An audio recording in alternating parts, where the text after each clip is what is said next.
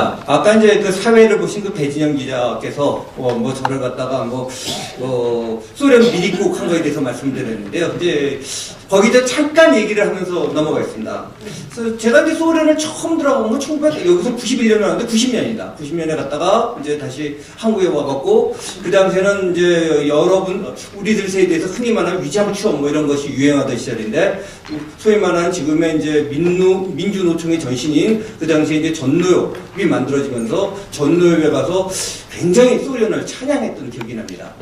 그리고 이제 91년에 들어갔는데, 이제 아까 말씀드린 거는 미리국 그러면 이제 그 나라 몰래 들어갔어야 되는데, 저는 이제 소련 당국으로부터 정식 비자도 받고 들어가기 때문에 미리국이 아니다. 약간 반농담 같은 얘기를 했는데요. 아마 이런 이제 이력을 굳이 밝힌 내용은 바로 이 대목 때문일 것 같습니다. 이제 토론문에도 써놨지만, 저는 이 당시만 해도 어떤 믿음을 갖고 있었냐면은, 대한민국은 태어나지 않았어야 될 국가이고, 정의가 패배하고 기회주의가 득세한 나라, 역사다. 이걸 굳게 믿었습니다. 뭐 이런 말 하죠. 뭐 흔히 말해서 이제 칼 막스가 종교는 뭐 인민의 아편이다라고 하는지 모르겠지만요. 그야말로 잘못된 이념이 또 한 가지 이 헛똑똑이들의 마약인 것이죠. 이런 말들도 질문을 많이 받아요. 언제 그러면 이제 전향했느냐. 근데 사실은 소련에 가서 처음에 그 실상을 본다 그래갖고 전향이 안 됩니다. 왜 그러냐면은 사람이 어떤 사물을 바라보는 틀이 있기 때문에 암만 세상이 푸르더라도 빨간 색안경을 끼고 세상을 바라보면 빨갛게 보입니다.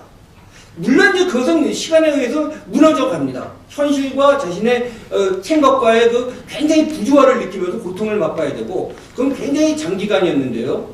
제가 이제 생각을 바꾸게 된 거는 첫 번째는 이제 소련 사회에 가서 이제 느낀 겁니다. 이 얘기만 하더라도 긴데 이거는 생략하겠고요. 두 번째 이제 그 경험을 통해서 이제 해외를 돌아다닌 겁니다. 요즘은 이제 해외여행이라는 것이 굉장히 이제 자유롭고 아마 여기 계신 분들도 아마 해외여행을 한두 군데쯤은 다녀보실 가능성이 높다고 생각합니다. 하지만 사실 과거 해외여행 간다는 것은 1970년대나 80년대 초반만 하더라도 지금 거의 달나라 구경 가는 것 수준이었죠. 근데 이제 이런 말들을 요즘은 조금 줄어듭니다만 지금도 많이 하시는 분들이 있어요. 내가 외국 나가봤더니 외국은 이런데 대한민국이 이렇게 엉터리다 이런 얘기를 해요. 그때마다 제가 던지는 질문이 있었어요. 어느 외국을 말씀하십니까? 제가 외국 정말 많이 다녀본 사람 중에 한 사람인데 제가 다녀본 외국은 안 그렇던데요. 그 얘기가 뭐냐면요. 보통 선진국이라고 외국을 다녀본 게 아까 이제 김광동 박사께서 말씀하신 넓은 의에서 20개 나라. 근데 사실 정확하게 따지면 20개 나라도 아니에요. 왜 그러냐면은 이제 그 20개 나라라는 게 대부분이 이제 미국이나 이제 캐나다, 서구 유럽 정도를 치기 때문에 서구 유럽의 사실 그 나라 국민들한테 모독인지 모르겠지만 네덜란드나 룩셈부르크나 벨기에를 각각의 별개 국가로 볼 수 있는지 이런 의문이 들거든요. 사실 인구 1000만 단위, 인구 적어도 1000만 단위 국가로 보면 사실 10개 나라도 안 됩니다. 진짜 몇 개 한번 쉬어보십시오. 요 정도의 경험을 갖고 얘기하는 거거든요. 그래서 제가 그때마다 했던 겁니다. 제가 다녀본 나라는 대충 이렇습니다. 체첸, 아프가니스탄, 파키스탄, 소말리아, 짐바브웨. 진짜 사실 요즘에 와서 이제 헬 조선이라고 이제 젊은이들이 그런 얘기 합니다. 제가 이제 그 젊은이들한테 얘기한 건 불만이 있겠지. 세상에 완벽한 사회는 없고 저도 불만이 있습니다. 근데 그러면 어디랑 비교해서 우리가 헬조선이고 그러면 헬조선이 아닌데 어디냐? 굳이 얘기하면 몇 군데 나라를 얘기해요. 아까 말한 미국, 이제 영국, 일본, 그 다음에 이제 스칸디나비아 반도의 몇 개 국가들. 근데 저는 솔직히 말해서 그 나라들이 지금 대한민국보다 좋은지에 대해서도 논쟁할 자신이 있습니다. 근데 그거는 우선 제껴놓고 그 나라들 한 7, 8개 나라 정도를 빼놓으면은 어디 있느냐? 사실 막상 대답을 못해요. 근데 이제 제가 오늘도 한번 말씀드리고 싶은 거는 아까 이제 조갑재 대표님께서도 말씀하셨지만 지금 이제 그럼에도 불구하고 이런 상황이 왔단 말이에요. 지금 촛불 집회를 드러나는. 그걸 갖다가 이제 조갑재 대표님께서는 이념 무장 집단의 형성을 하는데 실패했다라고 했고요. 그 다음에 김광동 박사께서는 아까 뭐라고 얘기했냐면은 역사의 도적질이 벌어졌다. 역사의 도적질. 지금 위대한 대한민국을 건설해놓고선도 그 건설한 사람들이 아주 비판을 받고 그야말로 그 당시에 그 건설을 참여를 안 한 정도가 아니라 건설을 하는데 딴지를 걸고 삐죽거리는 것이 정당한 것처럼 된 진짜 역사의 도둑질이 벌어요. 역사의 도둑질이 왜 벌어졌는가?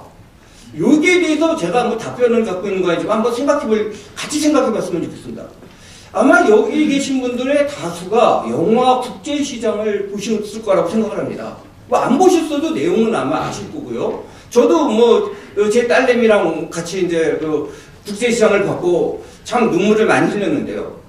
그 국제시장에서 이제 첫 번째 느끼는 건 진짜 그 시대가 정말 어려운 세대가 진짜 대한민국을 물에서 유를 창조했다. 진짜 기적을 만들었다는 거 하나 보입니다.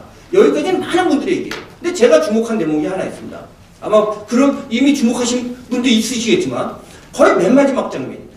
맨 마지막 장면의 주인공이 이게 손자들 자기 자식들 그다음에 손자들이 있는 데서 이렇게 파티를 하는데 그 주인공이 진짜 얼마나 고생했는데 그 아들 세대는 그 손주 손자 세대는 아들 세대가 이해를 못합니다.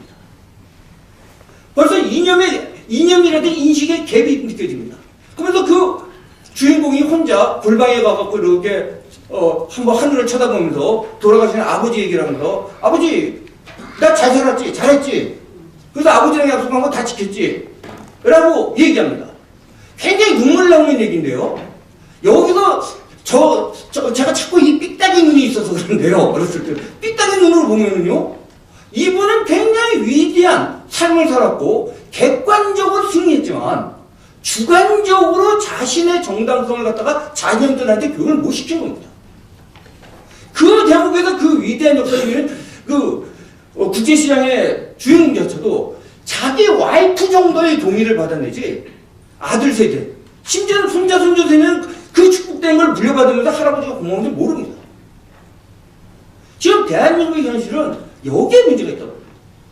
즉 객관적인 역사적인 승리를 했음에도 불구하고 요번 그 대한민국 교과서 파동 여기들도 뭐 논란이 많습니다만은 어쨌든 역사 해석의 문제인데 역사 해석의 헤게모니가 지금 전교조를 비롯해서 지금 학교 보시면 알겠지만 적어도 나이 40대 밑으로 보면은 대한민국 부정파한테 장악되어 있는 거예요.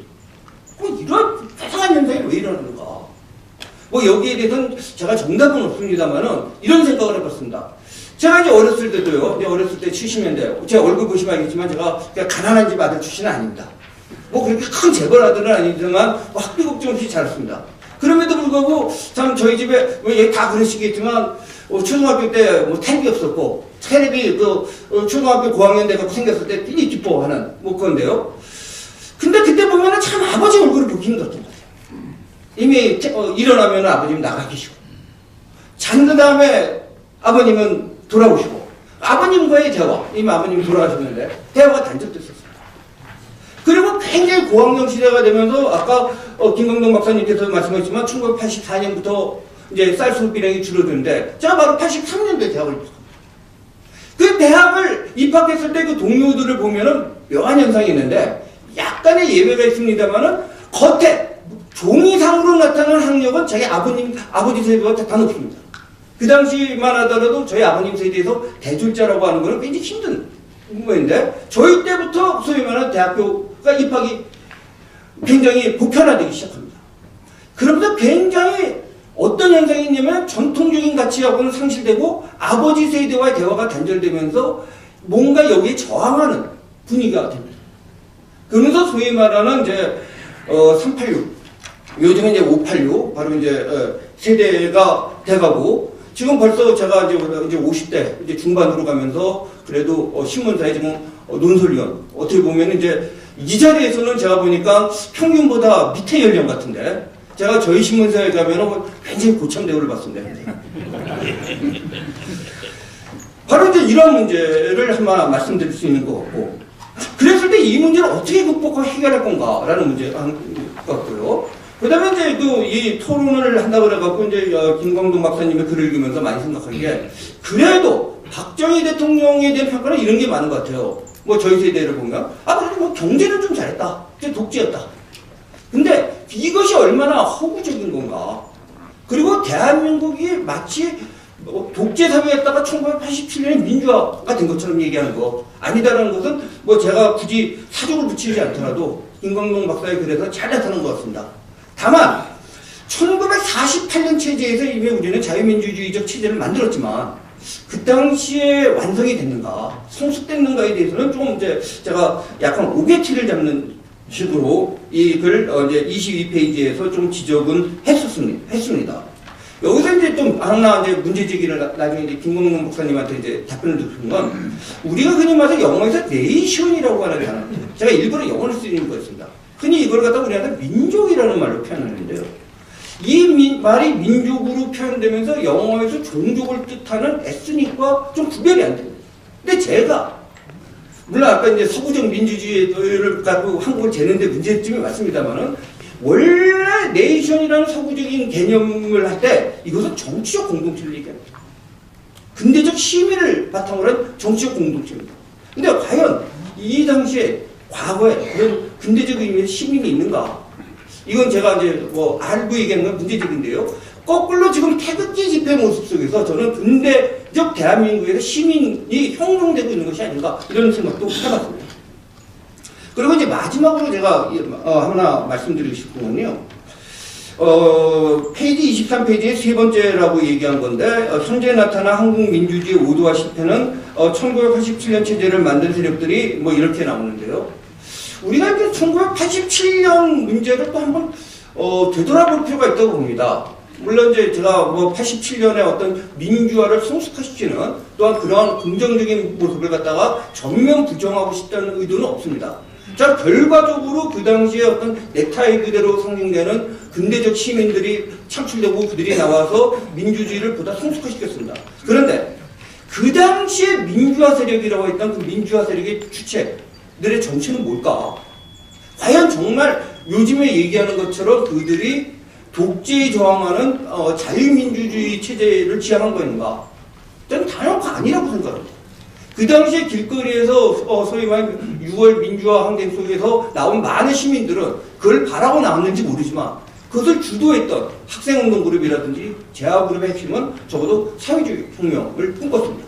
저는 뭐 제 동기들하고 만날 때 얘기합니다. 너는 우리가 언제 민주화 혁명하자 민주화 세력이냐? 우리의 목표는 그 당시에 분명히 얘기하지만 솔직히 얘기하면 사회주의 혁명하자는 거 아니냐? 뭐 복잡한 얘기 빼놓으면은 NL파라고 하는 것은 북한식으로 만들자는 거고 PD파라고 하는 것은 과거 소련식으로 만들자는 거 아니었느냐? 뭐 그런데 와서 지금 이상한 소리 하지 말자 이런 얘기를 하면은 적어도 재밌는 사실이 있습니다. 그 당시에 운동을 핵심들은 이 얘기하면은 부정을 못합니다. 다만 이제 또 하나는 그 당시에 이제 운동권의 핵심에 못 들어가고서 도서관에서 고시 공부를 해서 나중에 판사됐던 친구들. 이 친구들은 또 묘하게 굉장히 그 운동권, 그 사회주의 세력들에 대해서 뭐랄까, 컴플렉스를 느끼고 있어요. 근데 이들의 컴플렉스 세력이 또 지금 한국의 주도 세력이 돼 있다. 뭐, 요 정도를 제가 한번 질문인지 문제제기인지 하는 수준에서 한번 맞춰보려고 합니다. 네, 감사합니다.